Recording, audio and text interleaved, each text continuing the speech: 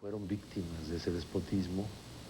Yo creo que todos debemos recordarlos como nuestros mártires.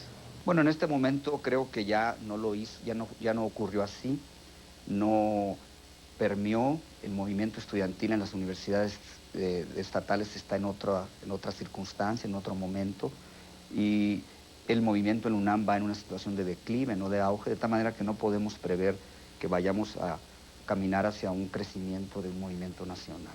Definitivamente no advertimos algún paralelismo entre uno y otro movimiento.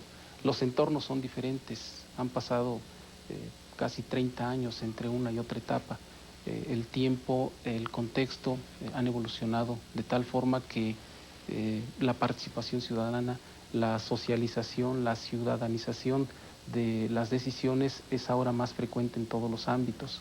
Creo, como lo han hecho ver ya muchos analistas políticos al respecto, que la situación es totalmente diferente, las condiciones son diferentes. Creo que nuestro país también ha evolucionado después de 30 años, que tenemos una sociedad diferente, que ve los problemas diferentes, que tenemos actores involucrados diferentes y por lo tanto yo no creo que tengamos ningún paralelismo, ninguna similitud con la problemática del 68.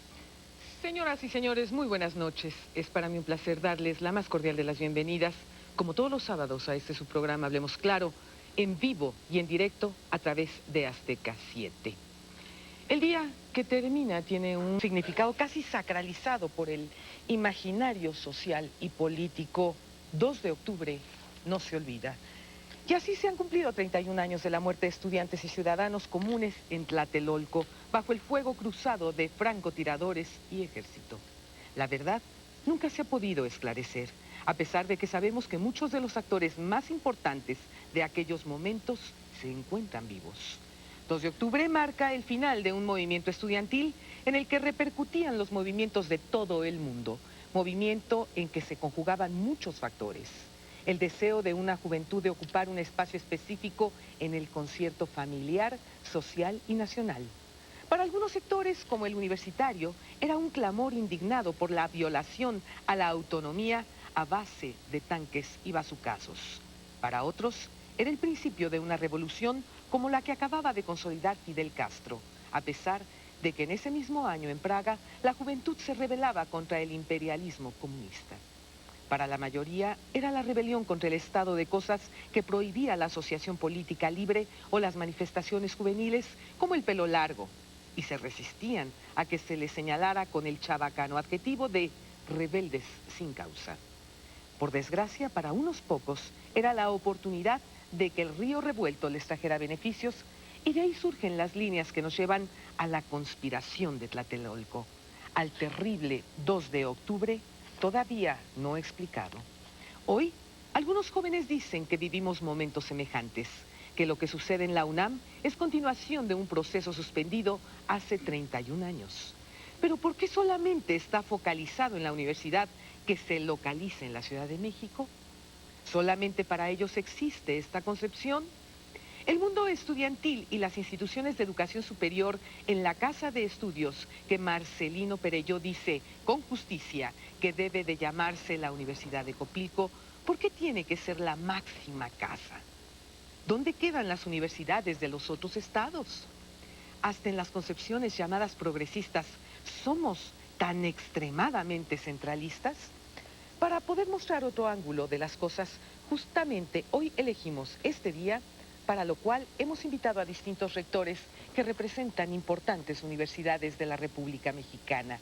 Al doctor Rubén Lau Rojo, rector de la Universidad Autónoma de mi tierra queridísima, Ciudad Juárez, Chihuahua. Bienvenido, doctor. Muchas gracias, bienvenido, buenas noches. Le damos también la bienvenida al doctor Carlos Salazar Silva, rector de la Universidad de Colima. Señor, bienvenido a Hablemos Claro. Muchas gracias, Lolita. Y también le damos la bienvenida al maestro Enrique Doher Guerrero, él es rector de la Benemérita Universidad de Puebla. Gracias por estar aquí con nosotros, señor. Gracias, buenas noches. Señores, ¿por qué hay ese centralismo de una universidad nacional situada aquí en la Ciudad de México? ¿Cómo surge o por qué se da por llamarla la máxima casa de estudios, cuando evidentemente en el resto del país, en el resto de los estados, tenemos universidades de primerísimo nivel, doctor? Bueno, yo diría que es una tradición a todas las universidades llamarlas máxima casa de estudios. En Ciudad Juárez o en Colima, a nuestras propias universidades así se les llama. Pero en el caso de la UNAM, bueno, porque es la primera universidad, la más antigua, a la cual nos hacemos referencia incluso todos nosotros.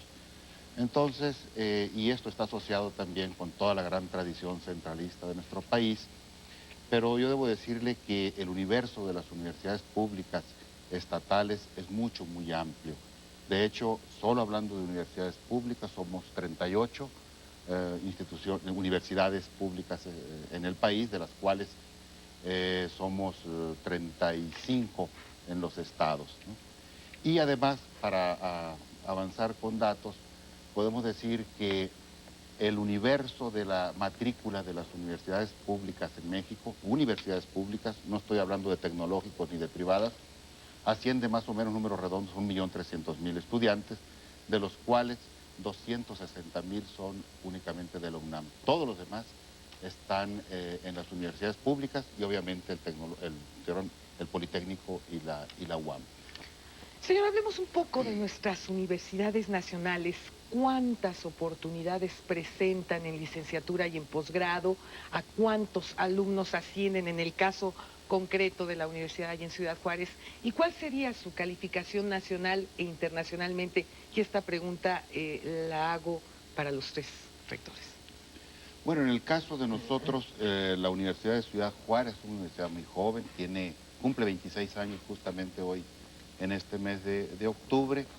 Presenta una oferta de 30 licenciaturas, que es lo fuerte de la institución, y puedo decirle que la matrícula, aproximadamente el 45% está en las áreas tecnológicas y de diseño, el 30% está en el área social y un 20% en el área biomédicas. En términos de posgrado, la matrícula nuestra no es muy grande, es aproximadamente unos 500 estudiantes, con un paquete de unas 15 maestrías, unas 7 especialidades médicas y un doctorado, pero asociados a la UAM Xochimilco. Nosotros utilizamos la estrategia de asociarnos con aquellas instituciones que ya tienen algunos programas de calidad y estos programas de calidad llevarlos a la Universidad de Ciudad Juárez para formación de maestros y de estudiantes que quieran hacer estos programas. Bueno, de hecho tengo entendido que también la Universidad de Ciudad Juárez tiene algunos acuerdos con universidades en los Estados Unidos. Así es, la propia situación geográfica de nosotros nos facilita esta comunicación, incluso en el caso de una carrera particularmente la llamada ingeniería física, que es física aplicada, parte del plan de estudio de los estudiantes lo llevan en la Universidad de Texas en El Paso. Este es un caso muy específico que se facilita por la conectividad fronteriza, ¿no? Y obviamente hay convenios con otras universidades, Ball State University de Indiana, las mismas de Arizona, qué sé yo, ¿no? A mí realmente me llamó muchísimo la atención el percatarme que los estudiantes prácticamente en su gran mayoría hablan inglés y español perfectamente bien. Así es, esta es otra de las condiciones fronterizas muy específicas donde el estudiantado en general, puedo decir yo que el 80% del estudiante obtiene un alto puntaje en este examen famoso del TOEFL, ¿no? Que es para medir el grado de conocimiento del inglés. Yo creo que tiene mucho que ver la condición fronteriza en esto. Doctor Carlos Salazar. Lolita, la Universidad de Colima, a pesar de tener 59 años de haber nacido como Universidad Popular de Colima y tener prácticamente 20 años realmente teniendo un desarrollo importante, tiene en este momento la opción de 50 licenciaturas y 8 opciones de profesional asociado, lo que conocemos como el nivel 5 de la educación superior. Tenemos 41 programas de posgrado, de los cuales 8 son doctorados, 25 son maestrías y 8 son especialidades. Quiero decirles nada más para un último detalle en el aspecto de calidad en estos programas, que hemos venido, después de haber hecho un análisis reflexivo y una planeación estratégica a largo plazo, de qué es lo que tenemos que modificar, reestructurar, para que sea una educación pertinente, una educación de calidad, una educación que resuelva problemas y que se vincule directamente con el entorno. Para ello hemos reestructurado tanto las licenciaturas como los programas de posgrado. Un dato claro en el programa de posgrado, por ejemplo, en este año el 25% de los programas de posgrado aceptados por PROMEP, que es un programa especial como de calidad, el 25% fueron de la Universidad de Colima, aportándolos al país, para que profesores de otras universidades vayan y se formen, se preparen para ser excelentes maestros, que es un programa extraordinario que ha dado fortaleza a las universidades públicas de nuestro país. Maestro, perdón, Enrique Doher Guerrero. Muy buenas noches. Pues miren, nos toca ser una de las instituciones pues más antiguas en el país. Fue fundada nuestra institución en 1578, prácticamente con el nacimiento de la ciudad de Puebla por los jesuitas, como colegio religioso que impartía títulos. Y bueno, a lo largo de esta historia, nuestra universidad ha estado ligada al desarrollo de Puebla y también al desarrollo de México. Es una de las instituciones con mayor influencia en el sureste de la República, con más de 40,000 alumnos. Tenemos 47 licenciaturas, 41 maestrías, 10 doctorados y 20 especialidades. Es una de las instituciones que concentra la mayor parte de investigación científica, tecnológica y humanística en el sureste. Y usted señalaba algo muy importante que yo quisiera destacar. Realmente el desarrollo de un país se mide por el desarrollo de su educación. Si tenemos un pueblo más educado, seguramente tendrá mejor acceso a niveles socioeconómicos mejores. Por supuesto. Y en el caso del centralismo, que tiene ya varios siglos en nuestro país, eso ha afectado mucho. Las regiones, el norte, el sur, el centro, el occidente y el oriente del país son importantes, tienen particularidades y también están estrechamente relacionadas con sus universidades. Y yo pienso que en la medida, y en algo se ha avanzado en esto, en que hay una mayor importancia a las diferentes regiones, a los estados, un mayor apoyo. La importancia tiene que estar relacionada con el apoyo y también una visión diferente. La UNAM es la institución, sin duda en algunos aspectos, más importante del país, pero no es ya la gran institución en términos numéricos que era en el pasado. Hay instituciones importantes en el país, públicas, privadas, y si queremos un desarrollo armónico de la nación, tenemos que apoyar todos estos esfuerzos. Maestro, en el caso de la Universidad de Puebla, de la Benemérita Universidad de Puebla, ¿tuvieron algún conflicto parecido al 68? Mire, tuvimos alguna época de sobrepolitización, como algunas instituciones como Sinaloa, Guerrero, Sonora y la propia UNAM. Grupos radicales que, digamos, dirigían la institución y que ponían por encima del interés académico los intereses políticos. Creo que algo de lo que se está viendo en algunas otras instituciones actualmente. Eso daña mucho a las instituciones educativas. La misión de las universidades es formar profesionales, hacer investigación científica. No pueden sustituir a los partidos políticos, no deben sustituir a las organizaciones sociales. Los partidos y las organizaciones deben ser objeto de estudio.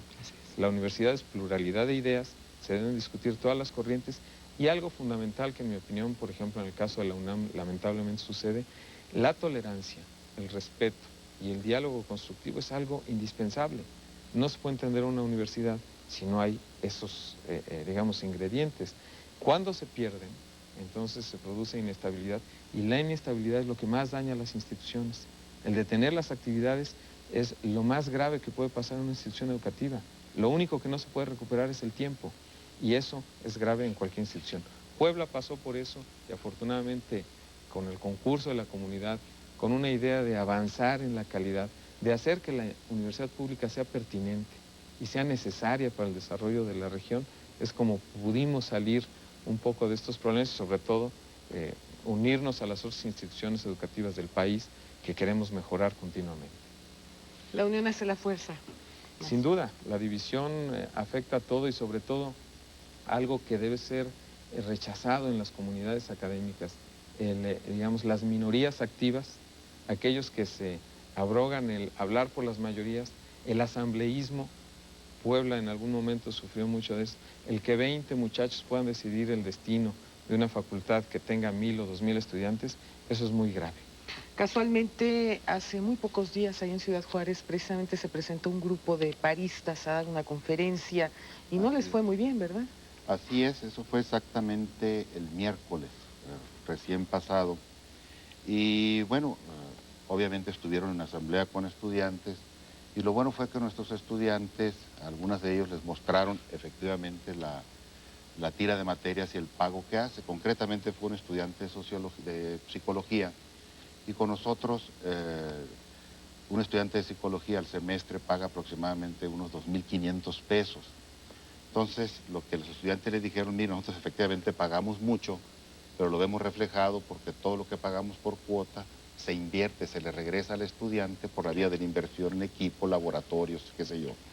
Y recuerdo que les hicieron una pregunta muy curiosa, ¿no?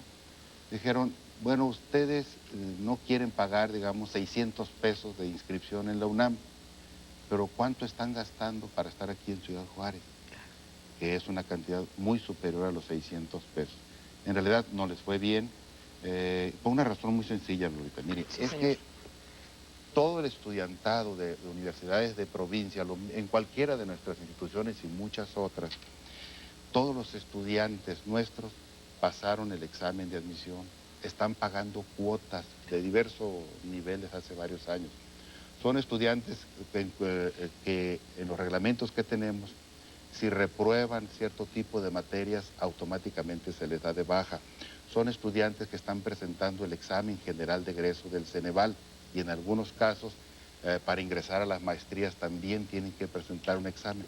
Esta plataforma Ahí no hay de fósiles, vida, pues. exactamente, esta plataforma de vida ya la tienen integrada los estudiantes de nuestras universidades, de tal suerte que cuando hay un movimiento y se pide la solidaridad para no pagar, para no presentar examen de admisión y estas cosas, pues ellos ya lo están haciendo, ya pasaron estos exámenes. Yo creo que esa es una diferencia muy importante Conceptual, fundamental. del ambiente que hay en las universidades públicas de los estados. Y esto hace también, yo creo que la solicitud de los jóvenes paristas de la UNAM no tengan mucho eco entre las universidades públicas de los estados. Vamos a ir a una brevísima pausa de nuestros patrocinadores. Cuando regresemos voy a preguntarles a los señores rectores qué opciones les dan a sus paisanos que estaban en la UNAM y que en estos momentos no tienen en dónde seguir estudiando. Ya volvemos.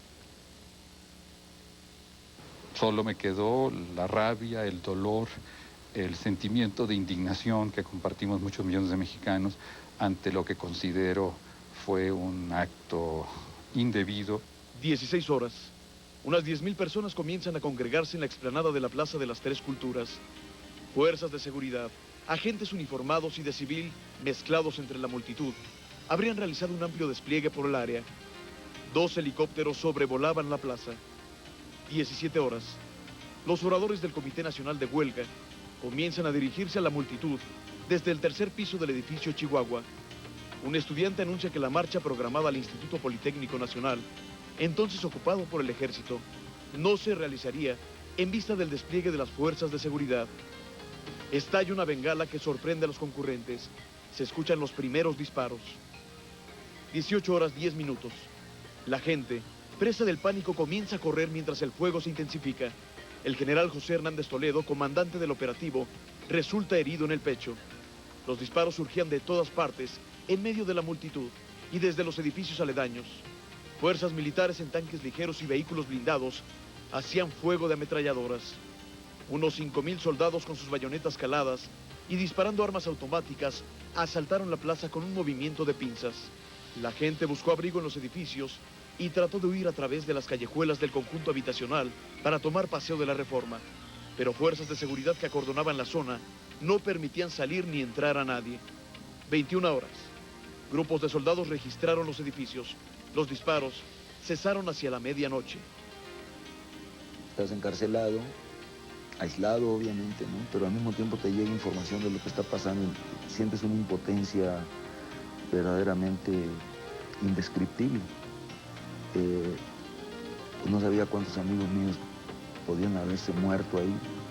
Estaba muy preocupado por Gilberto Guevara, por Marcelino Perelló, por el Búho, Miguel Eduardo Valle, por Raúl Álvarez Garín, o sea, todos mis cuates, ¿no?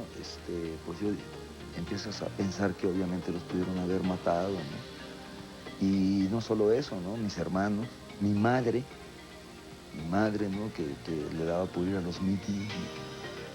Pues es terrible, ¿no? Y terrible cuando estás viendo en la televisión las cosas tan graves que pasaron, ¿no? Las versiones sobre el hecho desencadenante difieren.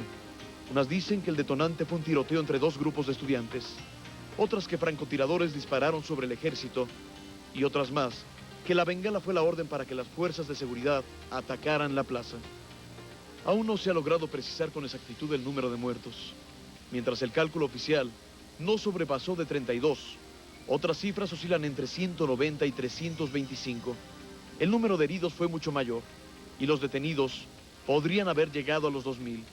Las fuerzas de seguridad sufrieron 2 muertos y 13 heridos. Puede gustarme la gesta de Espartaco, pero pretender ahorita luchar contra Espartaco es ridículo. Puedo encontrar que Nerón es un asco, pero pretender ahora luchar contra Nerón es una tontería. El tiempo que transcurrió entre 68 y hoy, 31 años, ha visto cambios profundos. En 68 nadie se atrevía, por ejemplo, a hablar contra el presidente de la República. Hoy el que se va a atrever a hablar a favor del presidente de la República tiene la garantía de ser el hombre el más solitario del barrio. Antes nadie se atrevía a decir cualquier palabra sobre el ejército. Hoy hay juicios para gente del ejército. Entonces, pretenderse heredero de la gesta del 68 y llevar las mismas luchas que los del 68 es no saber siquiera ubicarse en el tiempo. Ni el país ni el mundo es el mismo, ni los hombres son los mismos. Es una copia ridícula, una caricatura del 68, lo que estamos viendo hoy por parte de estos chicos de la universidad. Tenían que luchar para defender una biblioteca, no para cerrar la universidad. Creo que la culpa no solo la tienen ellos, probablemente la tengan sus padres 68eros, aquellos que no supieron nunca crecer, porque la única cosa importante que han hecho en sus 50, 55 años de vida ha sido el participar hace 31 años en el movimiento. Luego vivieron de sus recuerdos y no hicieron nada de su vida. Y los hijos se vuelven las víctimas gratuitas de estos padres niños, tratando de recuperar lo que los padres no supieron terminar. Hay mucha irresponsabilidad, mucha niñería y mucha destrucción, mucha secuencia de una destrucción que jamás se vio a ella misma como constructora de país. Agradecemos profundamente a Ikram Antaki. Ikram habla fuerte y habla muy, muy claro, señores rectores. Comentábamos qué se les puede ofrecer a aquellos juarenses, a aquellos colimenses, a aquellos poblanos que se encontraban estudiando en la UNAM y que en estos momentos no tienen posibilidad de continuar con sus estudios. Ustedes, señores rectores, ¿qué les ofrecen a esos muchachos que requieren de seguir estudiando y requieren de terminar una carrera? Mire, yo me enteré que la Universidad de Aguascalientes ofreció a los estudiantes de Aguascalientes que estaban aquí en la UNAM, sobre todo del último semestre, que regresaran y que ellos podrían, pues, facilitar para que concluyeran su carrera. Esa puede ser una posibilidad que quizás se pudiese ofrecer a los compañeros de los diversos estados. Uno de los problemas, como decía ahorita el doctor Doher, es que la dificultad para documentar los jóvenes sus estudios aquí en la UNAM, pero quizá ahí la opción pudiera ser como en los bancos, ¿no? Como en los cheques, ¿no? Salvo buen cobro, es decir, bueno, ven a terminar tus estudios y después veremos tus documentos. Esa puede ser una posibilidad. Ahorita de momento no se me ocurre otra, pero quizá esta pudiera ser como una emergencia para aquellos que ya están en la recta final. Doctor Carlos Salazar. Bien, nosotros acabamos de terminar un proceso de selección donde todos, incluyendo los egresados de preparatoria de la universidad y de otras del Estado, tienen que entrar a un curso propedéutico y a un proceso de selección. Así entraron también candidatos de 28 estados de la República. Probablemente ahora el incremento de aspirantes de otras entidades fue propiciado precisamente por la situación de la UNAM. Pero aquí Todos tienen que pasar por ese proceso de selección. Es el primer criterio para asegurar la calidad de la educación superior. En todos lados, en todas las universidades, tiene que haber un proceso de selección y criterios académicos de permanencia dentro de las universidades.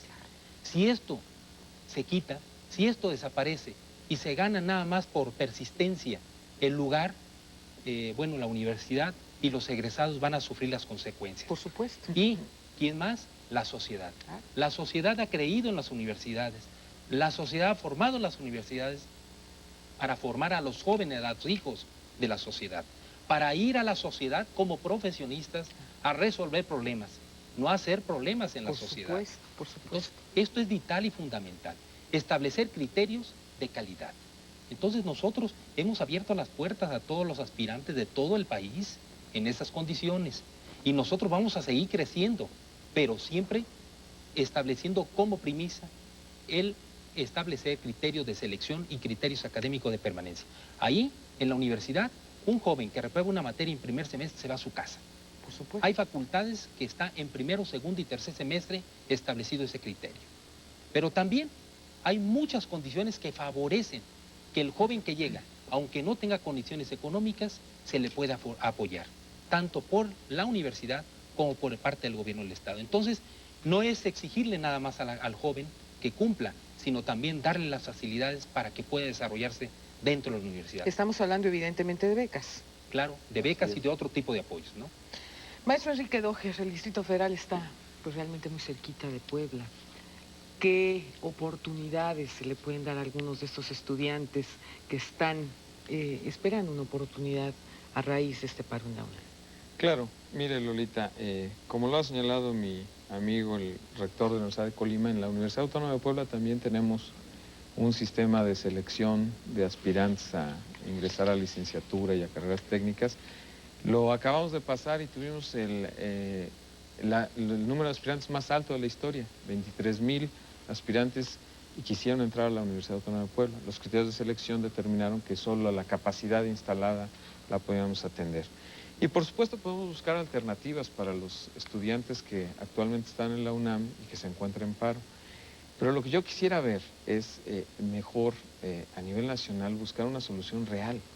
El problema de la universidad pública debe ser un problema nacional. Así es. En la medida en que las universidades avancen, avanza el país. Claro.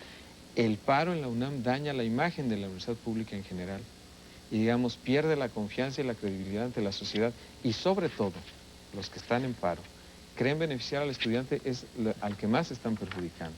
El perder un semestre, un año lectivo es gravísimo en la vida de un estudiante y de una persona.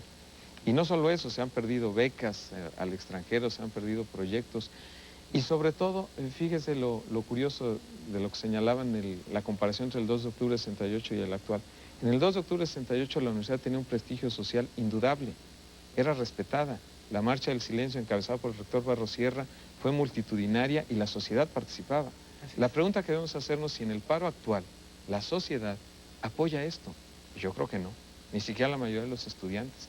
Yo creo que esta idea de que grupos minoritarios tienen a la UNAM en paro es algo que debe detenerse. La tienen literalmente secuestrada. Así es, y sobre todo, en nuestra opinión, en el marco del respeto a la autonomía de las instituciones, incluida la UNAM, nada justifica que continúe en paro.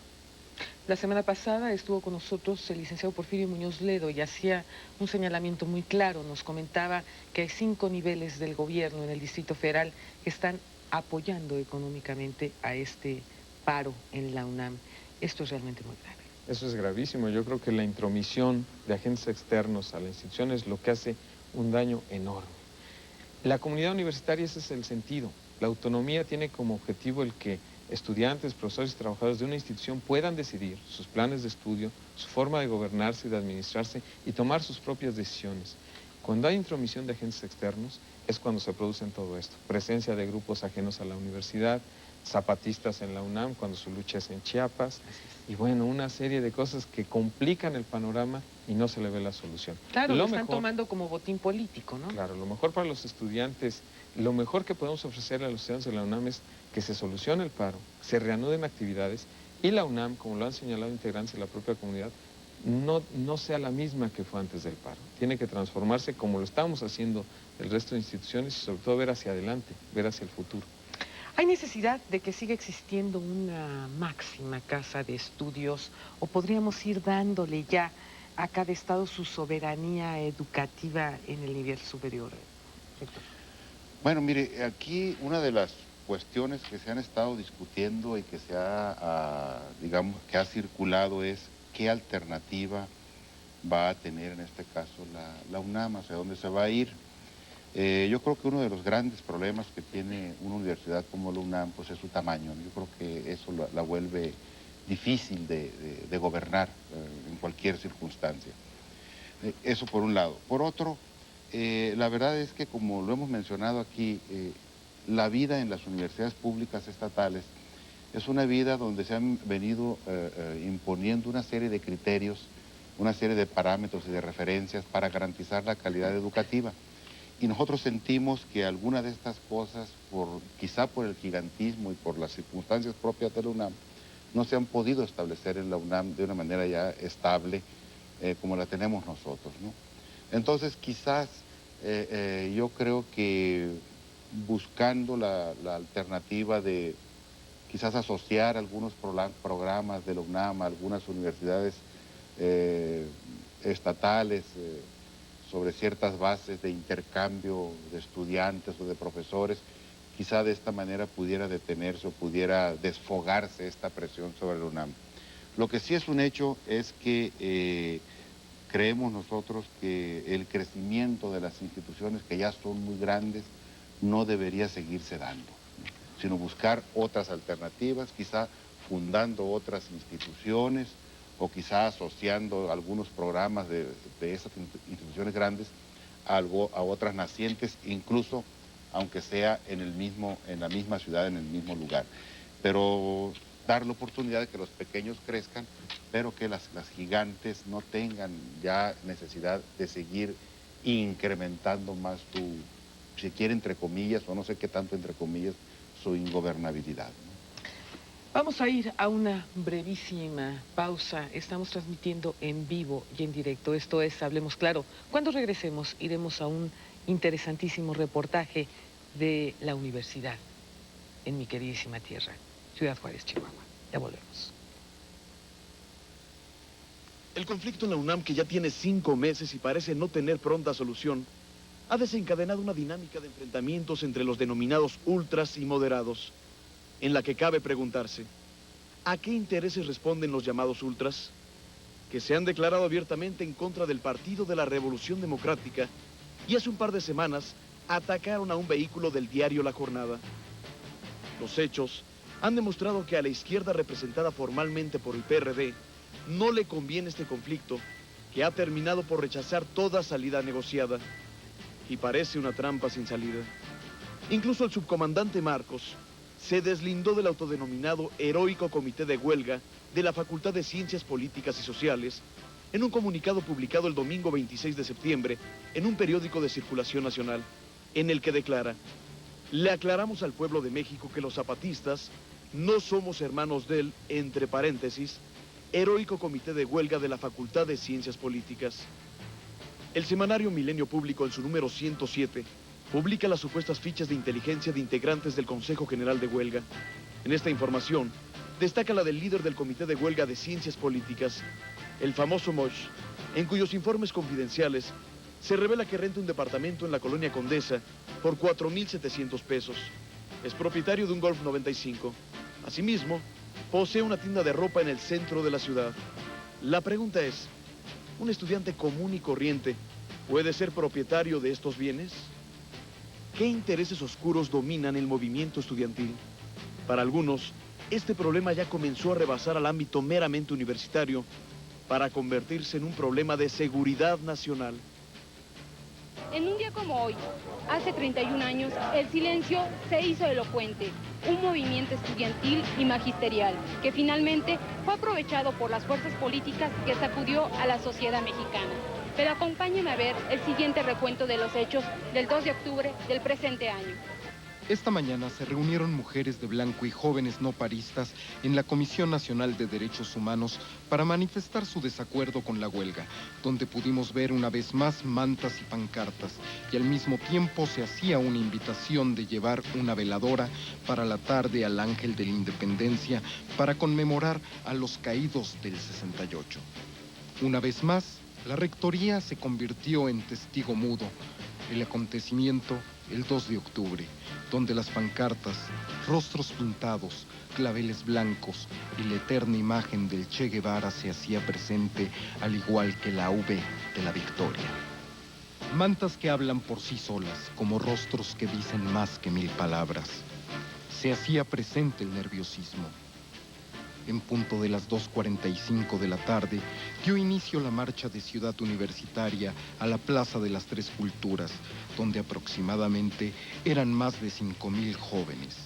Eran las 2:55 y los estudiantes se apoderaron de la avenida Insurgentes y se dejaron escuchar las porras. Conforme avanzaba la marcha, se incorporaba cada vez más gente. Al llegar a la glorieta Insurgentes, el número de contingentes crecía.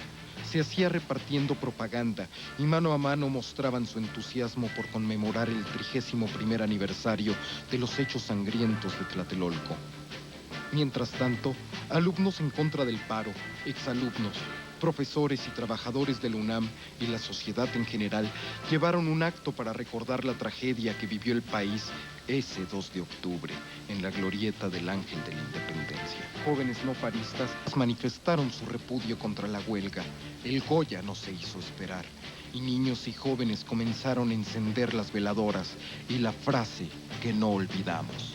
Es aquí donde el ayer y el presente se unen. El ayer queda atrás y hoy es el presente.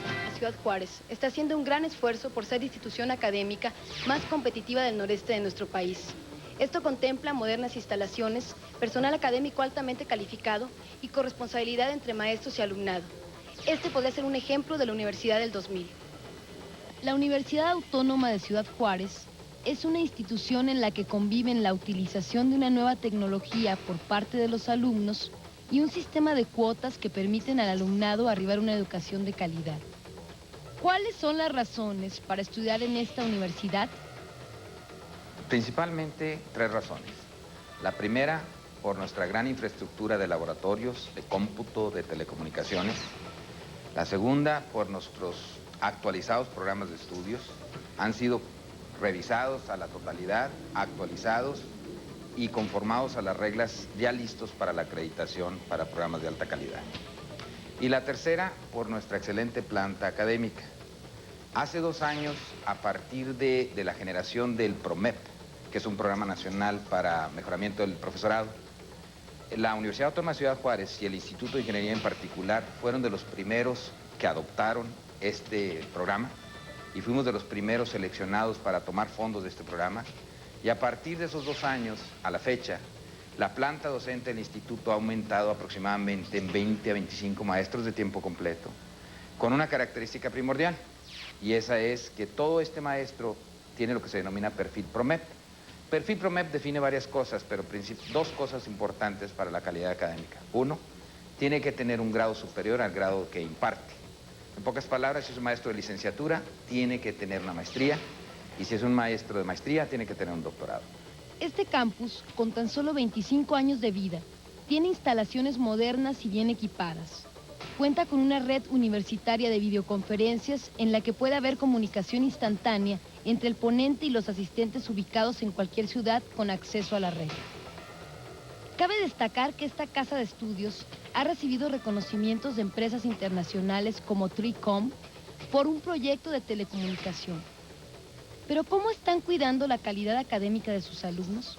En primer lugar, para tener un buen producto se requiere una buena materia prima de entrada, un buen procesamiento y obviamente un esquema de evaluación o de retroalimentación para tomar acciones correctivas.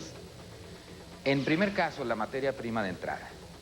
Nos hemos concentrado mucho en hacer labores de trabajo, de selección, de orientación vocacional, de información, inclusive de identificación. Tenemos varios programas dirigidos a alumnos del bachillerato. Somos los coordinadores de la Olimpiada de Matemáticas de preparatorias. Nosotros dedicamos maestros a capacitar a nuestros alumnos de preparatoria, de las preparatorias locales, para participar en la Olimpiada de Matemáticas. No sé si sepan, uno de los estudiantes de preparatoria de Ciudad Juárez, entrenado por maestros de aquí del instituto, ganó la Olimpiada de Matemáticas mundial. ¿Cuál es el resultado de las acciones emprendidas para lograr la excelencia académica del estudiantado en la Universidad Autónoma de Ciudad Juárez? Tenemos una serie de nuestros maestros participando en la elaboración de reactivos del examen de Ceneval, que se mandan a México, nos han sido aceptados, ya nuestra planta docente está participando en eso. Hemos tenido talleres de elaboración de exámenes y reactivos por parte del Ceneval, nos hemos involucrado mucho con el Ceneval. En lo personal, yo soy miembro de uno de los consejos técnicos del Ceneval y muchos de los profesores aquí también estamos en el Ceneval. ¿Por qué? Porque nos interesa de primera mano tener esa información, puesto que a nosotros sí nos sirve. Nosotros hemos detectado y hemos utilizado precisamente esa herramienta del Ceneval para hacer unos cambios, ajustes menores a nuestros programas, para conformarnos a las estructuras o a lo esperado de lo que el Ceneval define como la calidad, un estudiante de calidad. Tuvimos en los últimos 2 o 3 semanas ya la respuesta del Ceneval. Logramos titular aproximadamente 100 gentes con la opción del EGEL, o sea que lograron un puntaje en el EGEL por arriba del percentil medio nacional, que es lo que consideramos nosotros para titulación, y titulamos 100 gentes por cuestiones del EGEL, y obviamente eso dice muy bien que estos gentes están por arriba del promedio nacional y por lo tanto, por acuerdo de consejo, se titulan automáticamente. Eso es muy bueno, pero lo más bueno, y esto yo creo es lo más distintivo, y esto es lo que nos da un indicativo de que vamos haciendo las cosas bien, tuvimos 7 distinciones de alto desempeño para los estudiantes del Instituto de Ingeniería y Tecnología. La población estudiantil de la Universidad Autónoma de Ciudad Juárez comprende un promedio semestral de 8.100 alumnos cursando programas en los niveles de profesional medio, licenciatura, especialidad y maestría. Para el director del Instituto Estatal de Arquitectura, es importante promover el intercambio de experiencias entre el alumnado y reconocidos ponentes internacionales. Por esta razón, promueve conferencias y actividades tendientes a cumplir con esta tarea. En este sentido, la universidad tiene un convenio con el Instituto Estatal de Arquitectura de Moscú. Bien, como Universidad de Frontera buscamos consolidar eso, apoyar mucho de las actividades culturales. Tenemos programas con el gobierno del estado, con desarrollo económico y turístico. Tenemos programas con el Instituto Nacional de Antropología e Historia y con presidentes municipales, aproximadamente más de 30 presidentes municipales con los cuales trabajamos en diversos aspectos. Con la iniciativa privada, yo creo que en este aspecto estamos en el camino y yo resaltaría fundamentalmente el deseo de incorporarnos en el ámbito nacional con un elevado nivel académico. En este centro de educación superior, el 42% del alumnado son mujeres y sus estudiantes se caracterizan en gran medida por ser originarios del estado de Chihuahua. Otro de los orgullos de la universidad es su biblioteca central. Una de las áreas en que la universidad se siente orgullosa por la inversión que ha hecho es en materia de bibliotecas, que es una de las 3 funciones que tiene la Dirección General de Apoyo Académico. En materia de bibliotecas, la universidad definió como prioridad invertir en el desarrollo de acervos e infraestructura. En este momento la universidad tiene la mejor infraestructura física en el noroeste del país, y eso abarca desde Coahuila hasta las Bajas Californias. Para los académicos de la Universidad Autónoma de Ciudad Juárez, el problema por el que pasa la UNAM no les es ajeno, a pesar de los miles de kilómetros que los separan de la capital del país. Con base en estos programas de posgrados que estamos desarrollando aquí en el instituto, por ejemplo, la maestría de Ciencias Jurídicas, la maestría en Ciencias Sociales, hay una propuesta, la maestría en Ciencias Penales también, son maestros de la UNAM. Sí se ha comentado que en un momento dado se pudiera hacer esa oferta, ¿verdad?, de que para aliviar un poco el problema académico de la UNAM, algunos estudiantes vinieran a culminar sus programas en Ciudad Juárez. El Departamento de Ciencias Jurídicas precisamente me hacía este comentario. Yo le decía que con base en estos convenios, bueno, sí tenemos un compromiso moral con la UNAM, el auxilio académico que nos han dado, pero yo estaría esperando mejor a que fuera la UNAM la que en un momento dado hiciera solicitudes o propuestas de auxilio específico para nosotros ver con lo que tenemos y de acuerdo con nuestra legislación en qué pudiéramos auxiliar. Y bueno, el día de hoy la revista semanal Proceso publica precisamente, aquí está la portada de la revista, un artículo muy interesante de Enrique Semo que lo titula El ataque contra la educación superior pública y dice, junto a una UNAM postrada por 5 meses de huelga, se presenta a las universidades de provincia como reductos del atraso, la ineficiencia y la corrupción, pero un examen detallado de los hechos invalida los argumentos de esa campaña. Muchas universidades de provincia son casas de estudio y centros de cultura que juegan un papel muy importante en las comunidades en las cuales está enclavada, sin sacrificar desde luego el papel social. Un buen ejemplo es precisamente la Universidad Autónoma de Ciudad Juárez. Este dato, este reportaje que acabamos de presentar, señor, representa un mayor compromiso para todos ustedes, ¿no es así?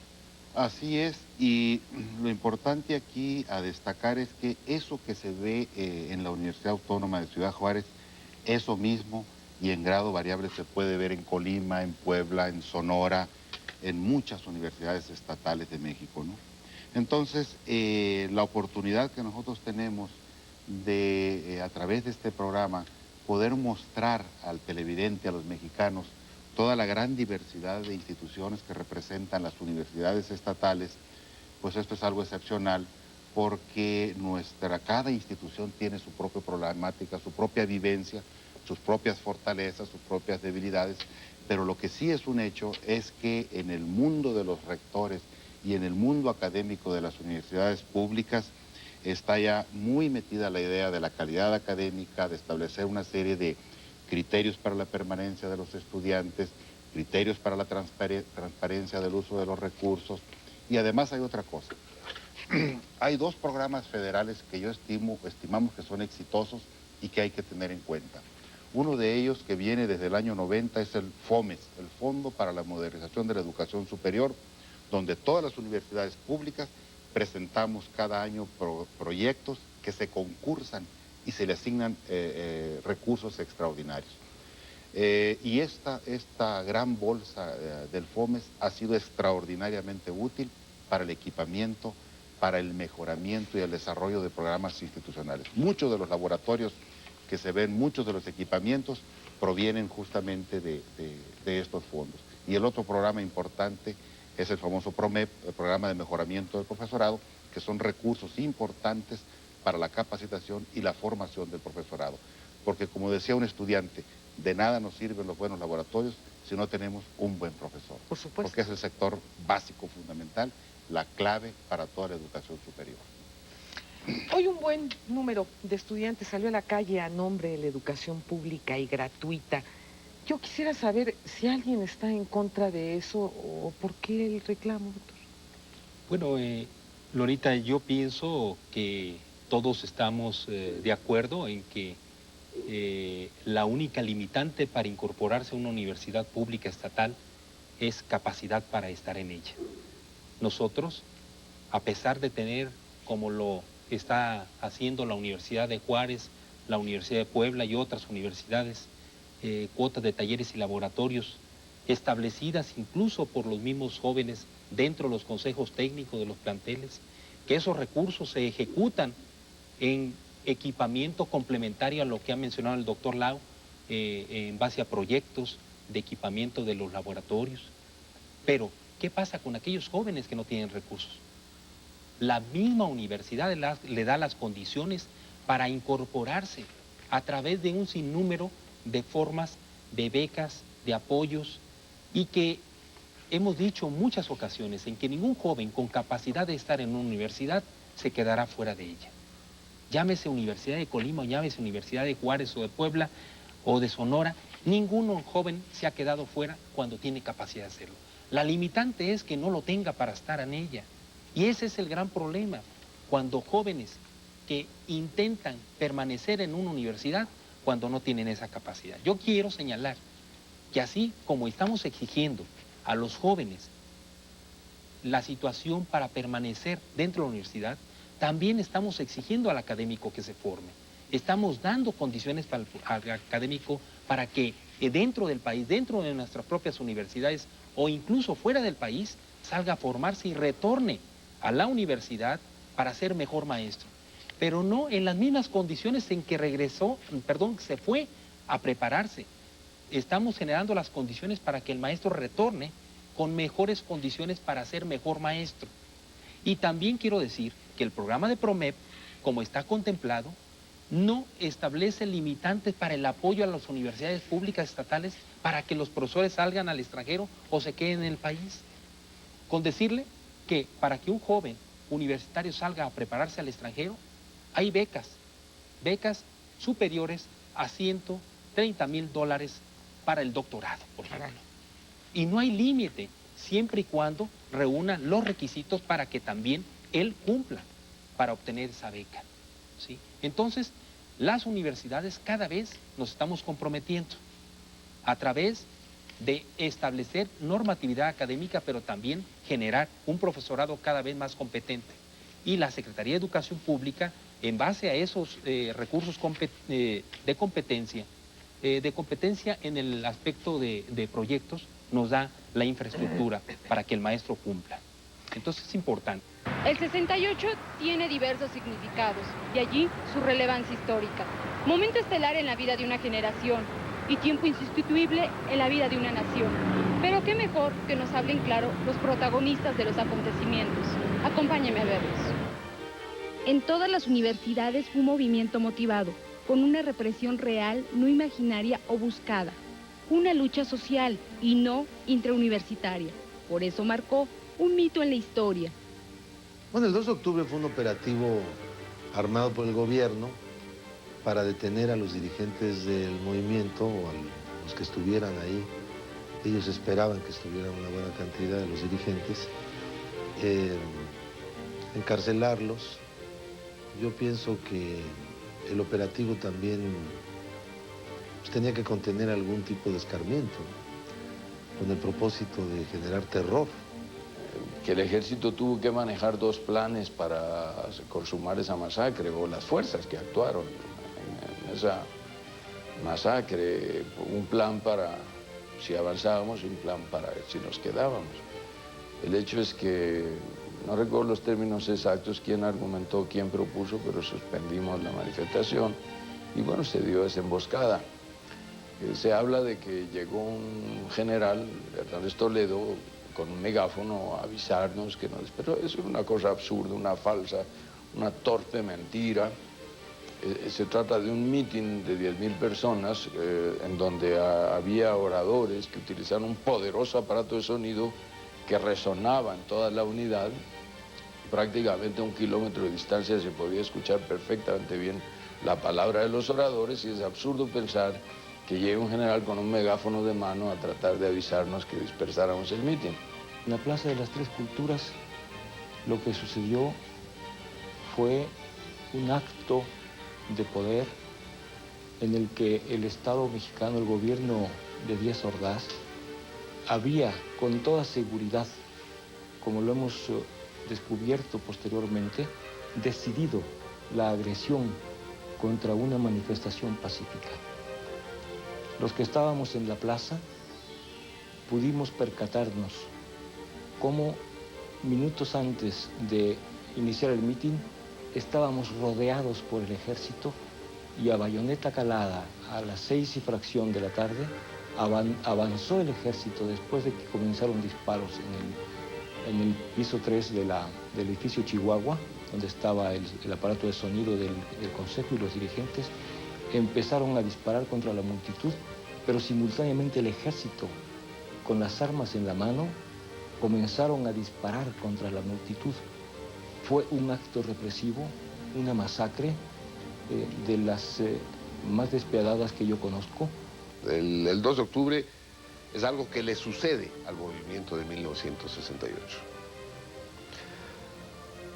¿Qué sucedió ahí? En fin, fue uno de los momentos más negros de la historia de México. Fue un acto de provocación y de represión cuyos responsables todavía no han sido identificados plenamente. La UNAM, nuestra máxima casa de estudios, está sumida en el paro más largo de su historia. En un contexto tan desesperanzador, vale la pena pensar en otras opciones y revisar con números la presencia de la UNAM.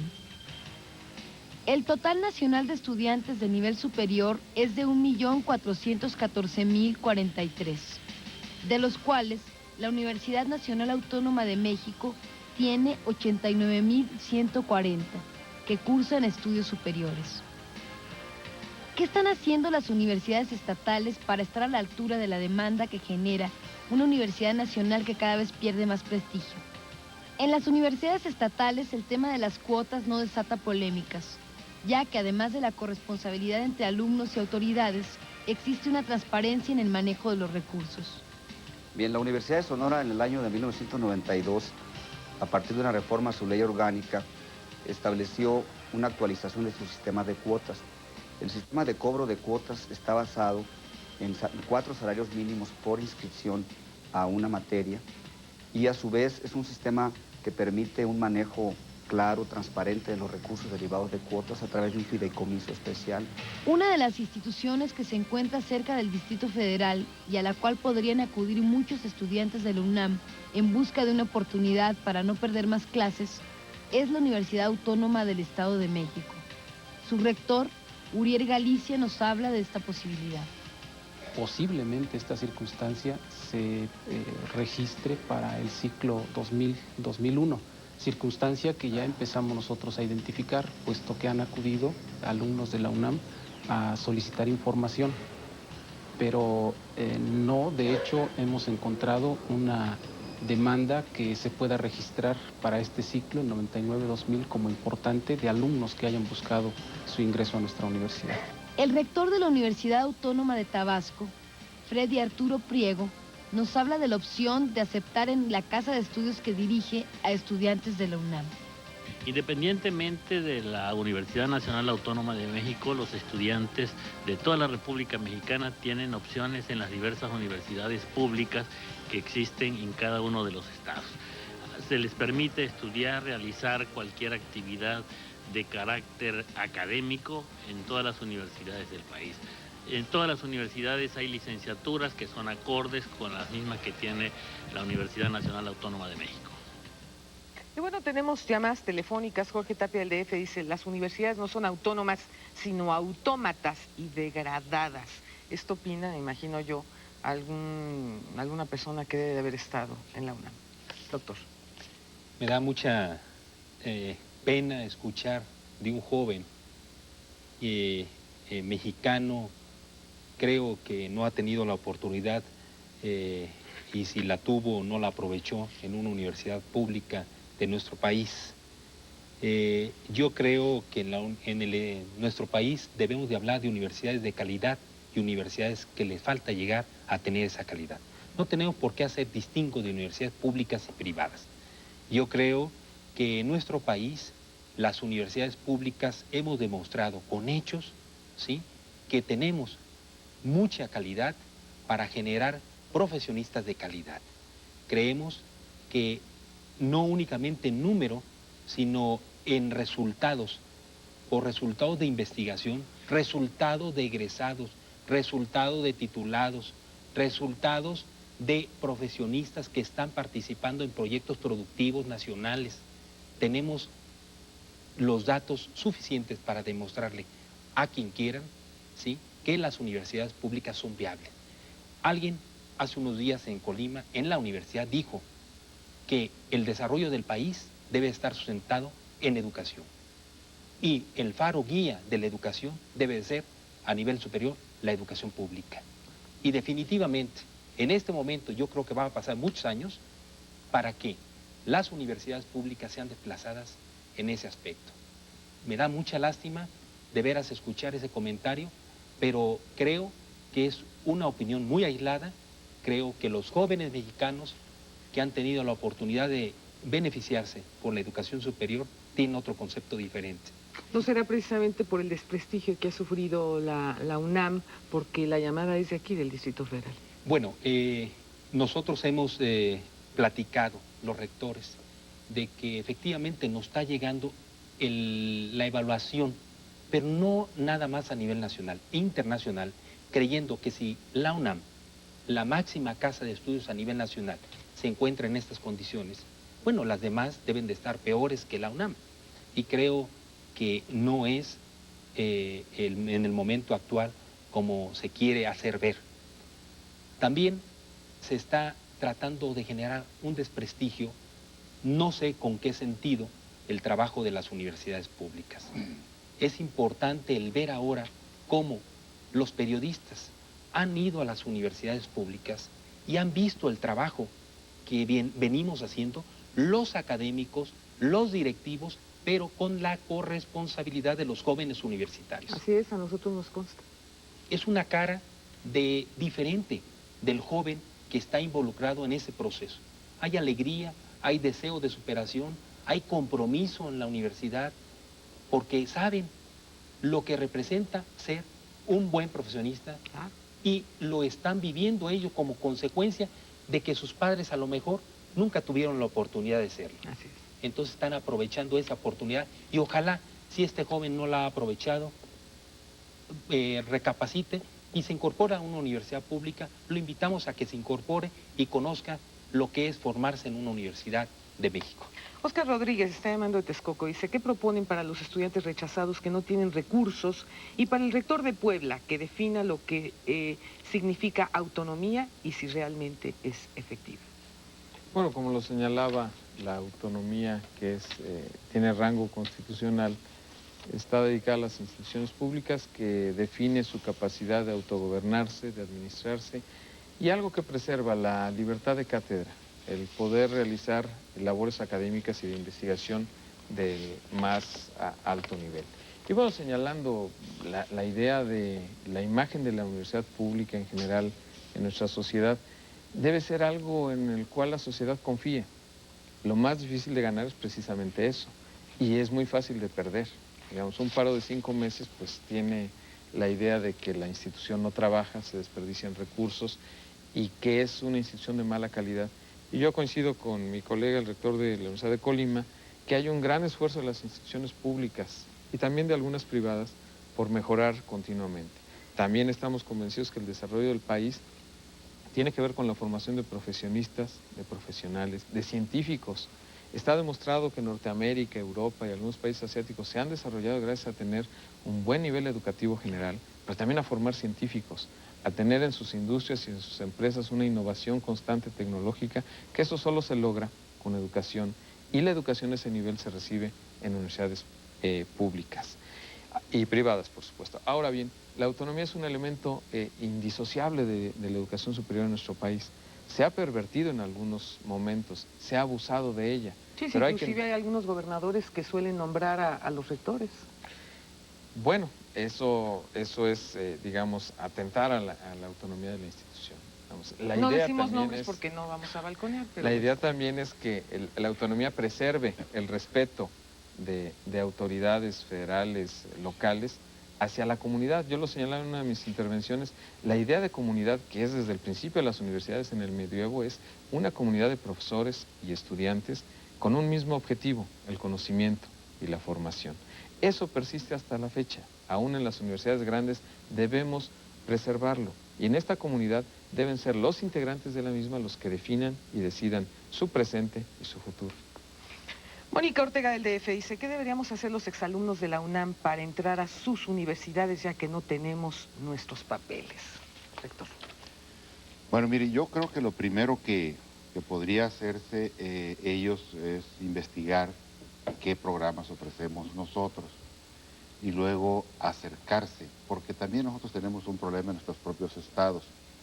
Nosotros rechazamos también estudiantes, tenemos una gran demanda Y en el caso de Colima, por ejemplo, nos decíamos, nosotros tenemos una cuota para los que vienen fuera del estado. En el caso de Ciudad Juárez, la inmensa mayoría, yo diría el 98% de los estudiantes son de Ciudad Juárez mismo. Y la verdad es que nosotros no podemos aceptar a todos. Cada semestre rechazamos a 2.000 estudiantes de 3.500 que presentan la solicitud. De tal suerte, pues, que yo creo que, si bien es cierto, no podemos resolver el problema de todos los que no pueden estudiar en la UNAM, yo creo que si se pasan los criterios de acreditación y de selección, pues puede haber una oportunidad para muchos estudiantes.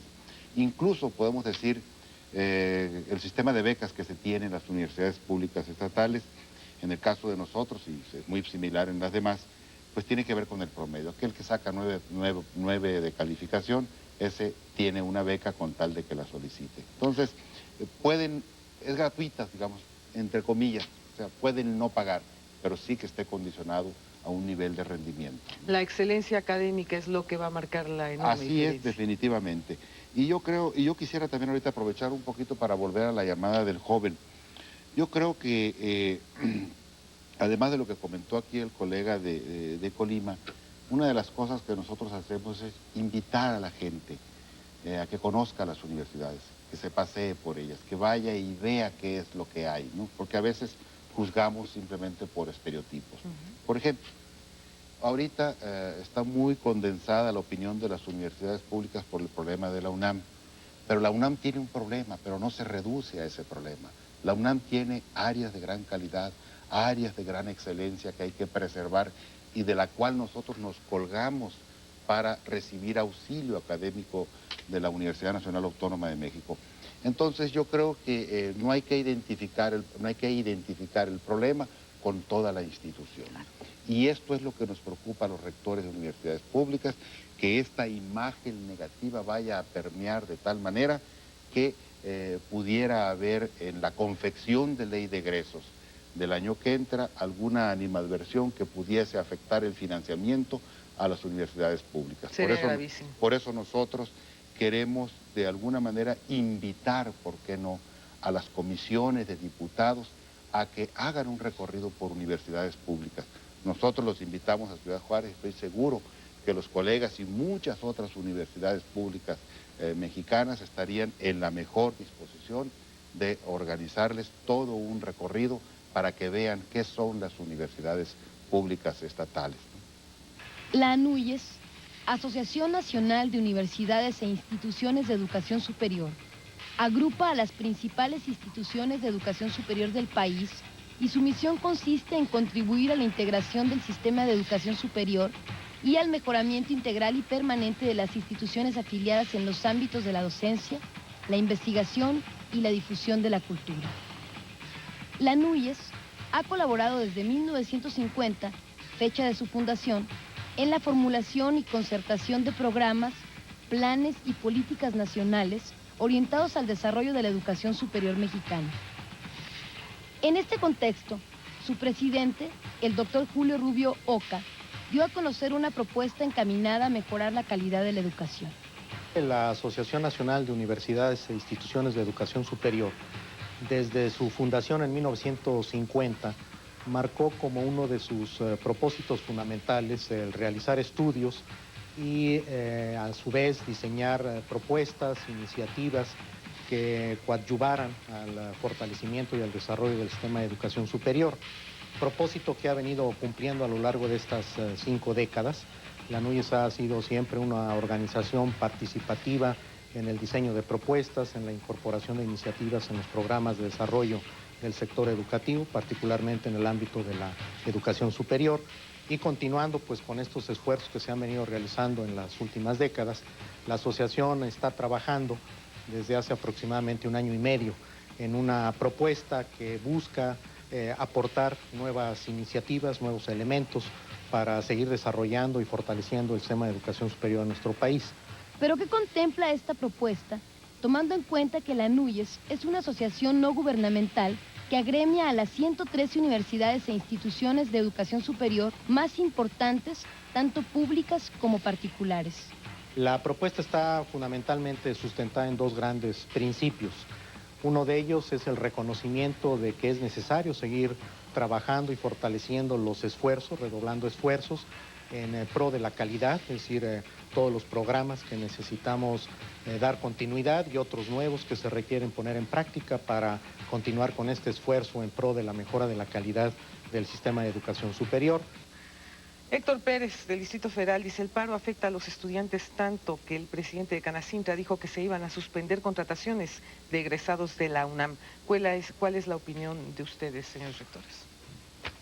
Muy lamentable, porque creemos que no se vale que una problemática localizada en un sector, como ya lo ha mencionado el doctor Lau,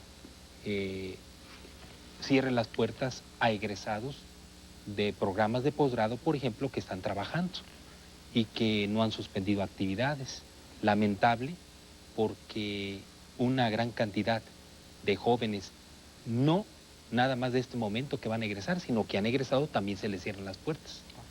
Hemos escuchado también que los próximos 6 años un sector del área eléctricos y electrónicos no van a contratar egresados de la UNAM. Es extraordinariamente lamentable. Entonces, no va a ser esta la forma de apoyar a solventar el problema. Yo creo que nuestros compañeros universitarios de la UNAM tendrán que entrar en razón y tendrán que llegar a una definición, porque de lo contrario va a seguirse afectando, pero muy seriamente, la UNAM. Eso sí es bien evidente, y con posibilidades de desaparecer. Pero en forma permanente. A ese propósito, Lolita, yo quisiera agregar un detallito nada más.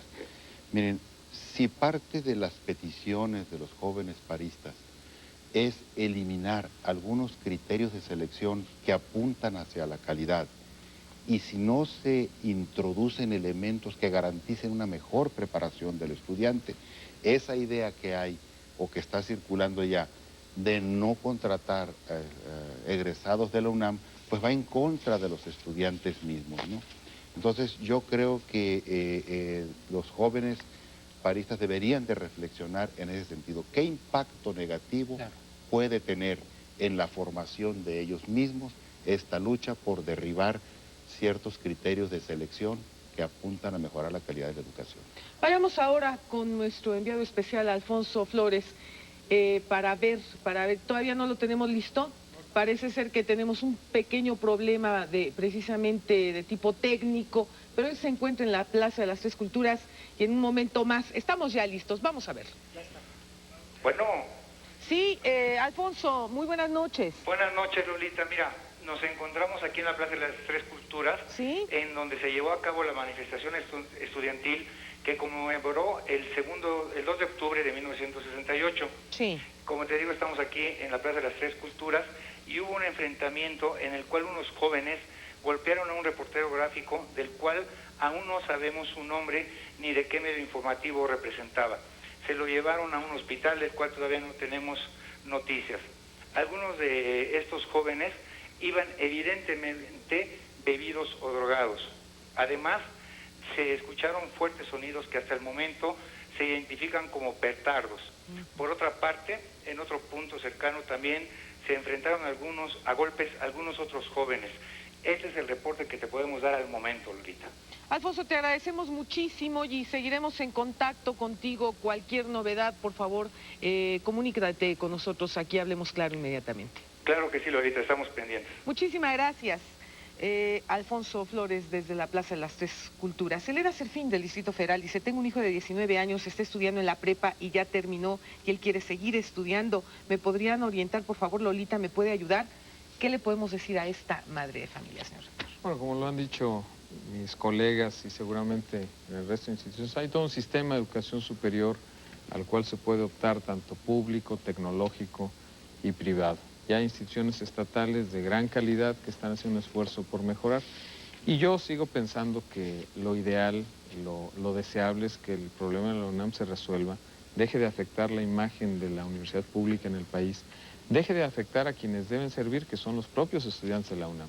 La esencia de una institución son sus profesores y sus alumnos, pero en actividad, estudiando, trabajando, creando conocimiento y haciendo difusión de la cultura.